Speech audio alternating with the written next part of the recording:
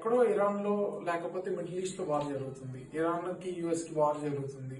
దానివల్ల మన ఈ కంట్రీలో ఇండియాలో ఆయిల్ ప్రైజెస్ పెరుగుతున్నాయి, లేదా ఎల్పిజి షార్టేజ్ వచ్చింది. సో ఈ ప్రాబ్లమ్స్ అన్ని జరుగుతున్నాయి. మనం ఏం ఆలోచిస్తున్నాము? టెంపరీగా ఈ ఎల్పిజి ప్రాబ్లం నుంచి ఎలా బయటపడాలి, లేదా ఈ ఆయిల్ ప్రైజెస్ పెంచకుండా కంట్రీ ఏం చేయగలదు, అంటే సెంట్రల్ గవర్నమెంట్ ఏం చేయగలదు, ఇవన్నీ థింక్ చేస్తున్నాం. బట్ నా పాయింట్ ఆఫ్ వ్యూ ఏంటంటే ఇవన్నీ temporary issues, somehow we will figure it out. But long term లో ఆలోచిస్తే వీటికి సొల్యూషన్ ఉందా? అసలు మన కంట్రీ రెడీగా ఉందా ఇలాంటి ప్రాబ్లమ్స్ ని? వాట్ ఇఫ్ వారు ఒక 6 months పాటు కంటిన్యూ అయితే మనం రెడీగా ఉన్నామా? అలాంటి సిచ్యువేషన్స్ ఫేస్ చేసే కెపాసిటీ మనకుందా? లేదా మనం ఎందుకు థింక్ చేయట్లేదు? ఎలక్ట్రిక్ వెహికల్స్ ఎందుకు ఇంప్రూవ్ చేసుకోలేము?